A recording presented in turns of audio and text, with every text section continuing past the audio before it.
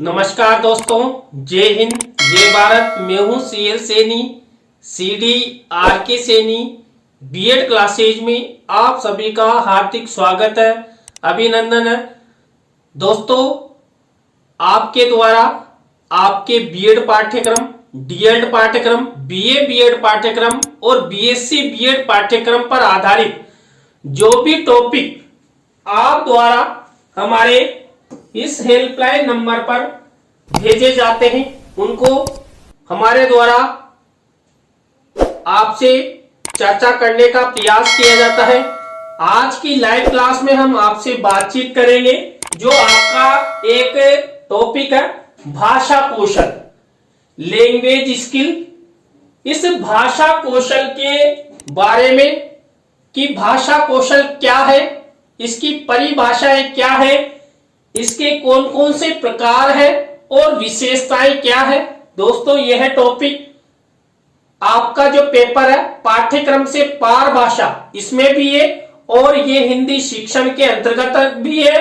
और यदि आप किसी भी प्रकार की कोई प्रतियोगिता परीक्षा की तैयारी कर रहे हैं, उनमें भी यह टॉपिक आपके लिए अति महत्वपूर्ण है। तो दोस्तों, आप सब बने रहें हमारे साथ, हमारे इस चैनल के साथ। और दोस्तों, यदि आप हमारे इस चैनल पर पहली बार आए हैं तो हमारे इस चैनल को सब्सक्राइब करें और पास ही बने बेल आइकन को दबाते हुए ऑल बटन पर क्लिक करें, जिससे हमारे द्वारा जब भी कोई न्यू वीडियो अपलोड किया जाता है या लाइव क्लास चलाई जाती है तो उनके नोटिफिकेशन आपको मिल सके और आप अच्छा अधिगम करते हुए परीक्षा की अच्छी तैयारी करें। दोस्तों, यहाँ पर सबसे पहले हम भाषा कौशल में भाषा कौशल के परिचय के बारे में आपसे चर्चा करेंगे। तो यहाँ पर हम सबसे पहले भाषा की बात करते हैं। दोस्तों, जो भाषा होती है, यह भाषा एक अभिव्यक्ति का साधन है, अभिव्यक्ति का माध्यम कौशल होते हैं। दोस्तों, आप सब जानते हैं, हम दूसरों के सामने अपनी जो अभिव्यक्ति करते हैं, दूसरों से संप्रेषण करते हैं या दूसरों को अपने ज्ञान के बारे में बताते हैं, तो वहां पर हमें मुंह के द्वारा अपनी भाषा को अभिव्यक्त करते हैं। और जो अभिव्यक्ति हम मुंह से करते हैं उसे ही हम क्या कह सकते हैं, कौशल। कि व्यक्ति में कितना कौशल है, अपनी भाषा को दूसरे तक पहुंचाने की क्या कला है। तो यहां पर भाषा एक अभिव्यक्ति का साधन है और अभिव्यक्ति का माध्यम कौशल होता है, जिन कौशलों के माध्यम से हम भाषा को दूसरों तक पहुंचाते हैं, सुनते हैं, लिखते हैं, पढ़ते हैं। तो वहां पर भाषा का माध्यम कौशल होते हैं और कौशलों के द्वारा हमारा विकास होता है, भाषा का विकास होता है। भाषा विज्ञान तथा व्याकरण अभिव्यक्ति का सैद्धांतिक पक्ष होता है और भाषा कौशल अभिव्यक्ति का व्यवहारिक पक्ष होता है। दोस्तों, यहाँ पर आपकी प्रतियोगिता परीक्षाओं के लिए भी अच्छा प्रश्न बन रहा है कि जो भाषा विज्ञान है और व्याकरण है, इसकी अभिव्यक्ति का सैद्धांतिक पक्ष होता है और भाषा कौशल अभिव्यक्ति का व्यवहारिक पक्ष होता है। दोस्तों, यहाँ पर भाषा विज्ञान तथा व्याकरण तो अभिव्यक्ति का सैद्धांतिक पक्ष माना जाता है और यहाँ पर जो भाषा के कौशल होते हैं ये अभिव्यक्ति का व्यवहारिक पक्ष होता है। और कई बार ये प्रश्न आपकी परीक्षा में आया हुआ है, तो आप इसे अच्छे से तैयार कर ले। व्यक्ति की संप्रेषण की क्षमता भाषा कौशलों की दक्षता पर ही निर्भर होती है।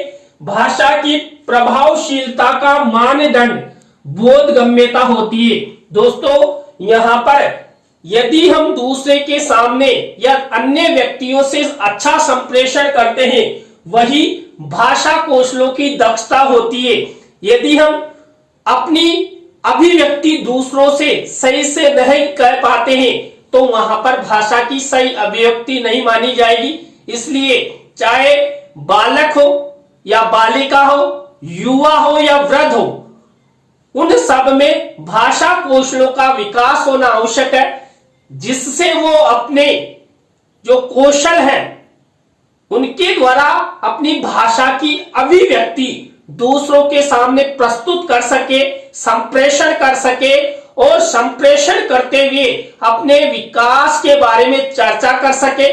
दोस्तों, यदि किसी व्यक्ति में भाषा के कौशल नहीं है तो वो अपना विकास नहीं कर सकता, आगे नहीं बढ़ सकता। आप सब जानते हैं दोस्तों, हम कोई सा भी व्यापार करते हैं या शिक्षा के लिए जाते हैं तो वहां पर हमारे पास भाषा कौशल होना चाहिए, यानी कि बातचीत करने का जरिया। अब यहां पर जो भाषा होती है दोस्तों, मैंने पहले के वीडियो में बताया था कि भाषा मौखिक और लिखित दोनों ही रूपों में होती है और एक संकेत माध्यम में। देखिए यहां पर सबसे महत्वपूर्ण भाषा होती है मौखिक और लिखित रूप में, जिससे प्रत्येक व्यक्ति उसको समझे और अपनी अभिव्यक्ति आपस में प्रदान कर सके। तो यहाँ पर भाषा की बोधगम्यता प्रत्येक मानव में होना आवश्यक है। जिन भावों एवं विचारों की अभिव्यक्ति करना चाहते हैं उन्हें कितनी सक्षमता से बोधगम्य कराते हैं, ये भाषा कौशलों के उपयोग पर निर्भर करता है।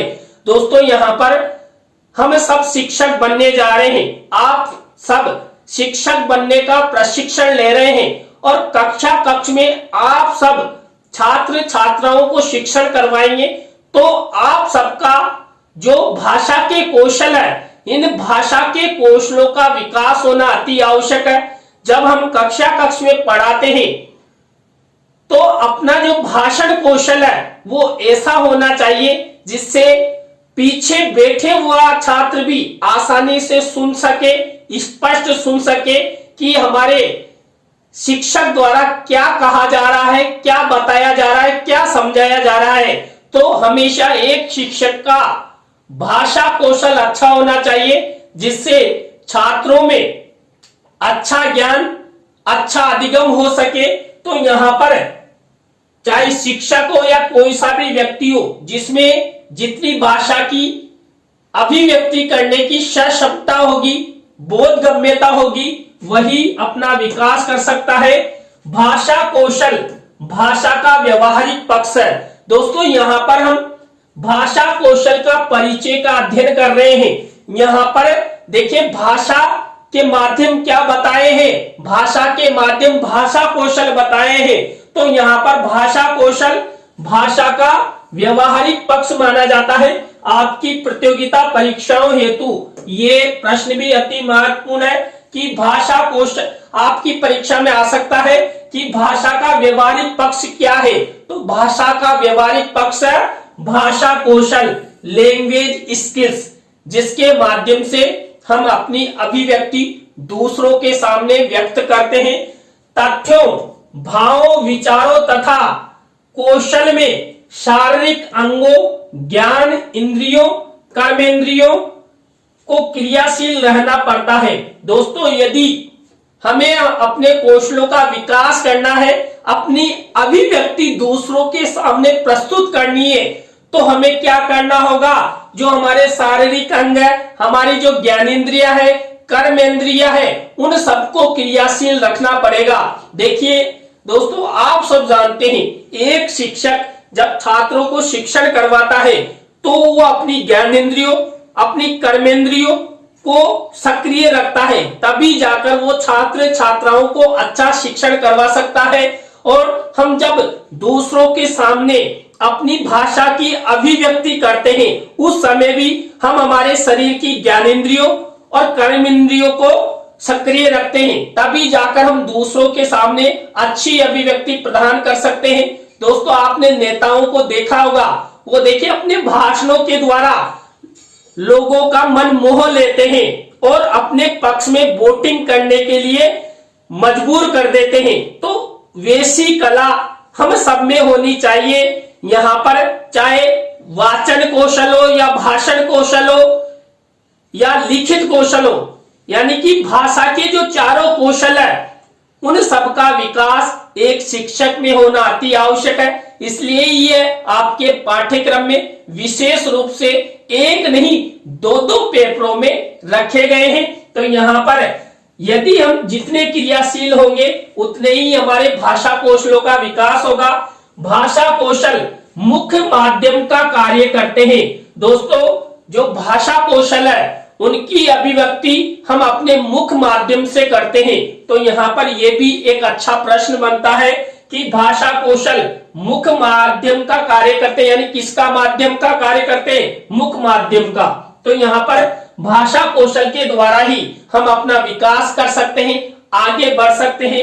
भाषा कौशल के मुख के अंगों को अधिक क्रियाशील होना पड़ता है। दोस्तों, हम जो मुख से जो भी शब्द पढ़ते हैं उनमें हमारे जो मौखिक अंग है उनको अधिक क्रियाशील रखना पड़ता है। दोस्तों, आपने उच्चारण के स्थानों के नाम सुने होंगे और आपकी प्रतियोगिता परीक्षाओं में अक्सर पूछा जाता है। मुखादि क्रिया के द्वारा दोस्तों जो अपने वर्ण और स्वर बोले जाते हैं, तो वहां पर भाषा कौशल में भी मुख के अंगों को विशेष रूप से कार्य करना होता है, तभी जाकर हम अपना भाषण दूसरों को सुना सकते हैं।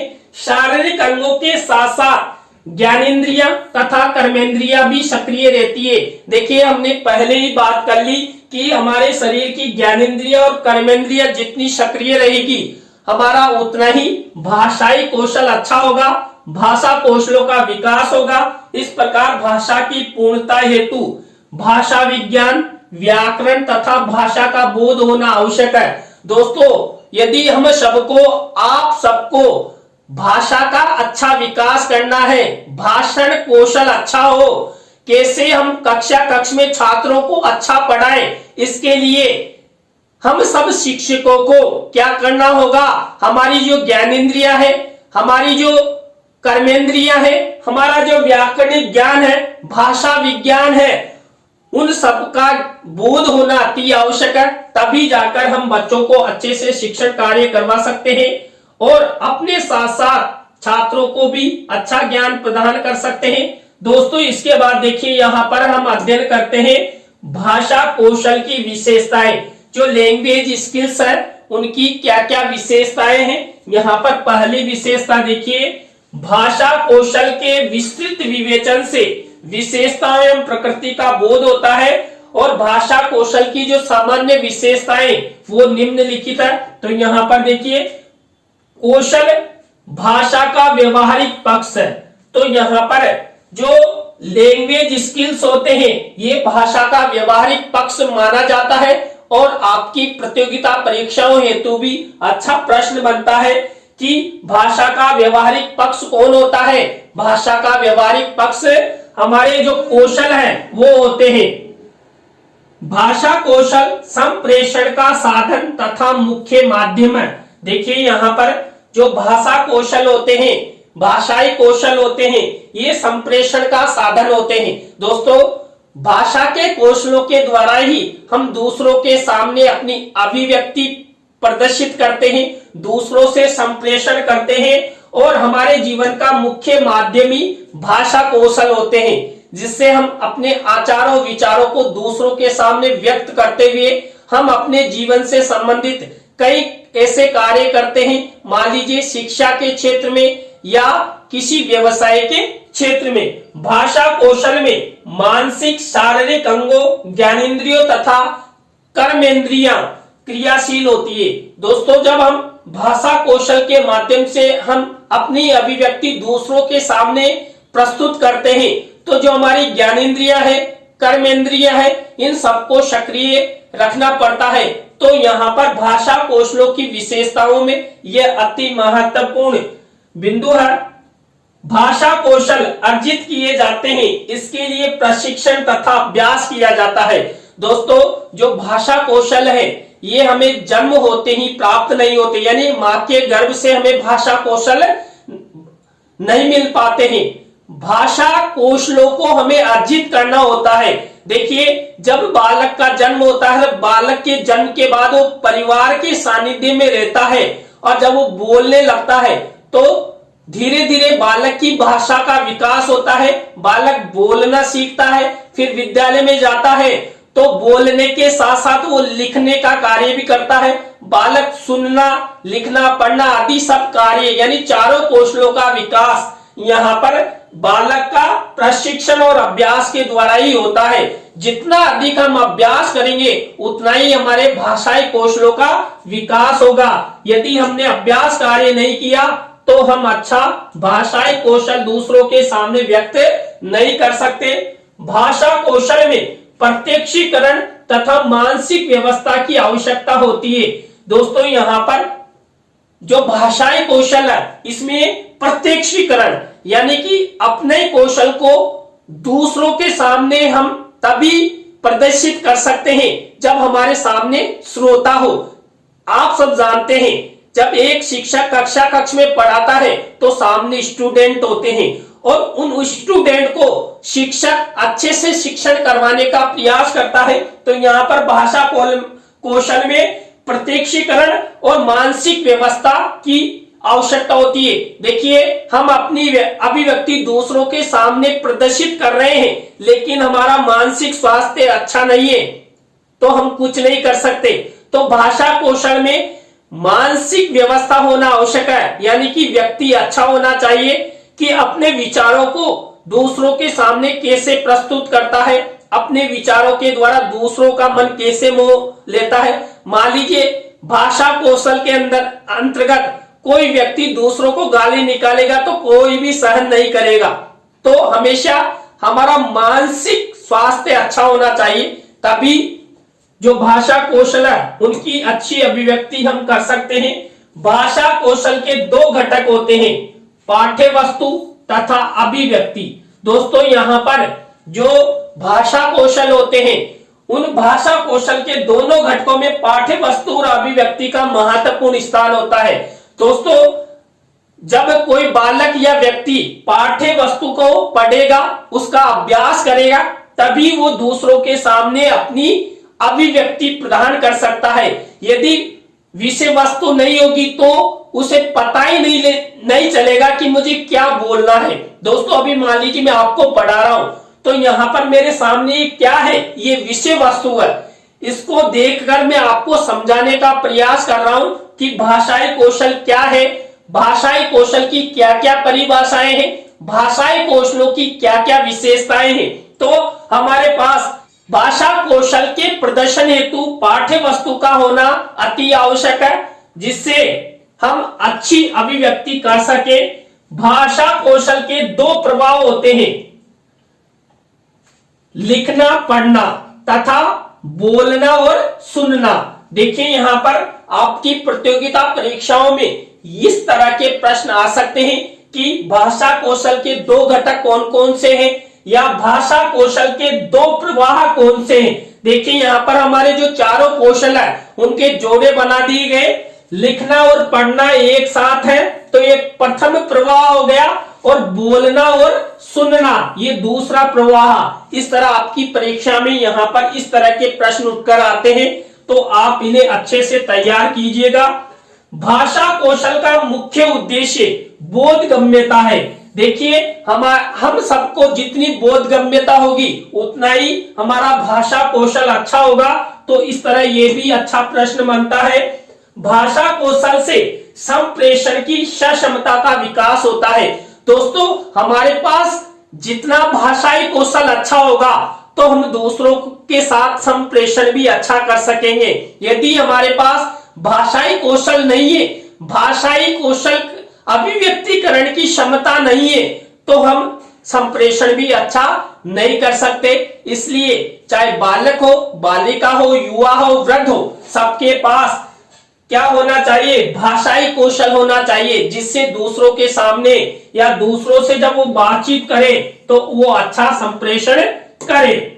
इसके बाद देखिए नेक्स्ट यहाँ पर विशेषताएं हैं।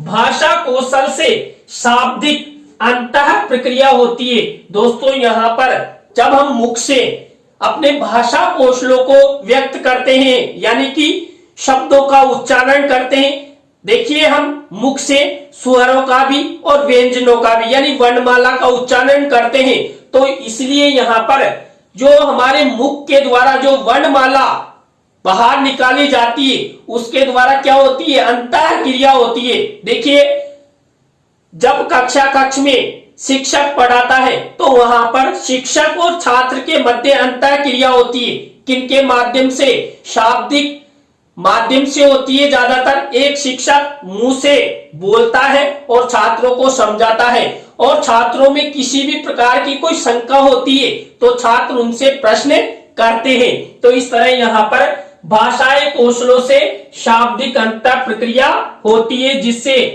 एक दूसरे का विकास होता है। भाषा कौशल की प्रभावशीलता का आंकलन कौशलों की शुद्धता तथा बोधगम्यता से होगा। देखिए, यहाँ पर जिस व्यक्ति में कौशलों की शुद्धता होगी या बोधगम्यता होगी, उन्हीं के द्वारा हम क्या कर सकते हैं, हम जान सकते हैं कि उस व्यक्ति में कितने भाषण कौशल अच्छे हैं, कितने प्रभावशील भाषण कौशल है या अभिव्यक्ति करने का साधन है। भाषा कौशलों का भाषा विज्ञान तथा व्याकरण ही मुख्य आधार होती है। दोस्तों, जिस व्यक्ति के पास अच्छा भाषा विज्ञान है, यानी कि भाषा का संग्रह है, वर्णमाला का संग्रह है, किस तरह भाषा के वर्णमाला के शब्दों का उच्चारण करना है, या व्याकरण का ज्ञान है, उतना ही उनके भाषाई कौशल अच्छे होंगे और भाषा कौशलों के आधार पर उसका विकास होगा। भाषा कौशल के मुख्य रूप होते हैं, यानी कि जो भाषाई कौशल होते हैं वो कौन कौन से होते हैं, यहाँ पर लिखना, पढ़ना, बोलना और सुनना, ये 4 कौशल होते हैं जिसके माध्यम से प्रत्येक बालक बालिका युवा सभी का विकास होता है और वो दूसरों के सामने अच्छी अभिव्यक्ति प्रदर्शित करता है और संप्रेषण करता है। भाषा शिक्षण को 2 भागों में बांटा गया है। दोस्तों, यहाँ पर जब हम भाषा कौशलों के प्रकार की बात करते हैं तो जो भाषा शिक्षण है, इस भाषा शिक्षण को 2 भागों में बांटा गया है। विशेष रूप से आप ध्यान रखना, और आपकी प्रतियोगिता परीक्षा में कई बार पूछा जाता है। यहाँ पर देखिए 2 भाग कौन कौन से हैं। प्रथम भाग में प्रधान कौशल रखे गए हैं और दूसरे भाग में गौण कौशल रखे गए हैं। तो यहाँ पर हम सबसे पहले प्रधान कौशलों के बारे में बात करते हैं। तो यहाँ पर देखिए, प्रधान कौशल, भाषा का सर्वप्रथम कार्य संप्रेषण करना ही है। दोस्तों, हम भाषा क्यों सीखते हैं? एक दूसरे के से संप्रेषण करने के लिए भाषा को सीखते हैं, भाषा का अधिगम करते हैं। यह संप्रेषण भाषा के बिना अधूरा है। संप्रेषण के लिए हमें भाषा के उच्चारित रूप की ही आवश्यकता होती है। भाषा का उच्चारित भाषा का वह रूप है जिसे एक निरक्षर व्यक्ति भी प्रयोग करता है, इसलिए इससे संबंधित कौशल ही प्रधान कौशल कहे जाते हैं। इनमें निम्नलिखित 2 कौशल आते हैं, सुनना और बोलना। दोस्तों, यहाँ पर हमारे प्रधान कौशल है किनके? भाषा शिक्षण के, सुनना और बोलना।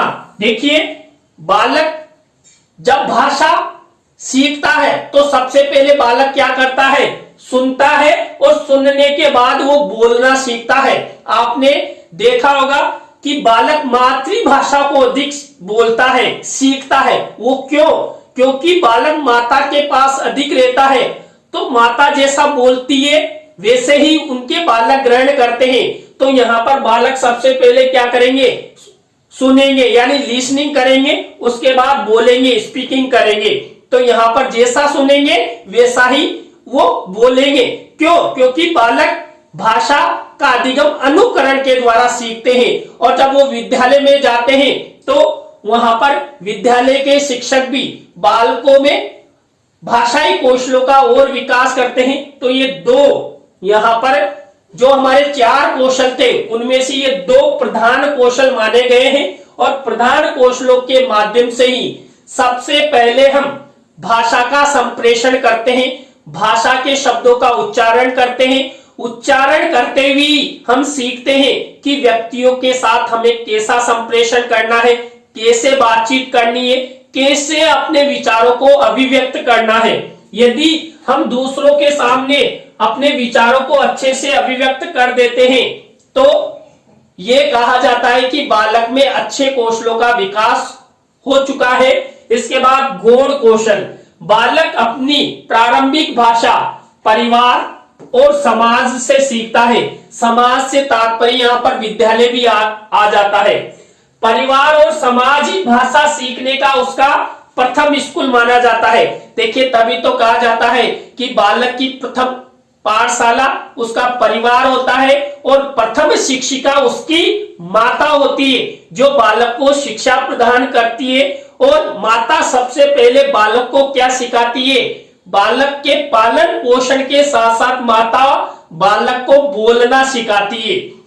उसके बाद वह विद्यालय जाकर लिखना पढ़ना सीखता है। इस प्रकार के भाषा शिक्षण को गौण कौशल के अंतर्गत परिभाषित किया गया है। इसके दो रूप माने गए, यानी कि जो 4 कौशल थे उनमें से 2 कौशल सुनना और बोलना, ये तो प्रधान कौशल हो गए। और जो 2 कौशल बचे यानी कि पढ़ना और लिखना, ये दोनों कौशल गौण कौशल के अंतर्गत आते हैं। तो आपकी प्रतियोगिता परीक्षाओं में इस तरह के प्रश्न आते हैं। तो आप दोस्तों इस भाषाई कौशलों के बारे में अच्छे से तैयार करें कि भाषाई कौशल क्या होते हैं और भाषाई कौशलों के कौन कौन से प्रकार होते हैं, भाषाई कौशलों की क्या क्या विशेषताएं होती है, जिससे आप अपनी प्रतियोगिता परीक्षाओं में अच्छे अंक लाएं और आपका अच्छा सिलेक्शन हो।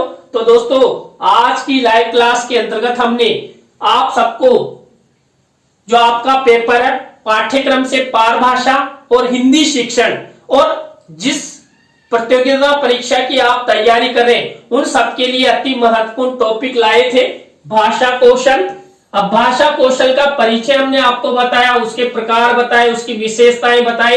देखिए दोस्तों आज की लाइव क्लास आपको कैसी लगी कमेंट्स में हमें जरूर बताएं। अच्छी लगी हो तो लाइक करें, कमेंट्स करें और शेयर जरूर करें। दोस्तों आप सब इसी तरह हमारे इस चैनल का सपोर्ट बनाए रखें। आप सब इसी तरह सपोर्ट बनाए रखेंगे तो हम आपके लिए कुछ नया करने का प्रयास करेंगे।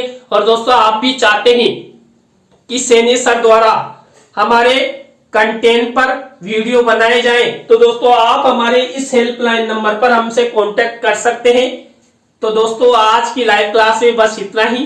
न्यू लाइव क्लास के साथ हम आपसे फिर मिलेंगे CDRK सैनी B.Ed क्लासेज पर। जय हिंद, जय भारत, राम राम सा।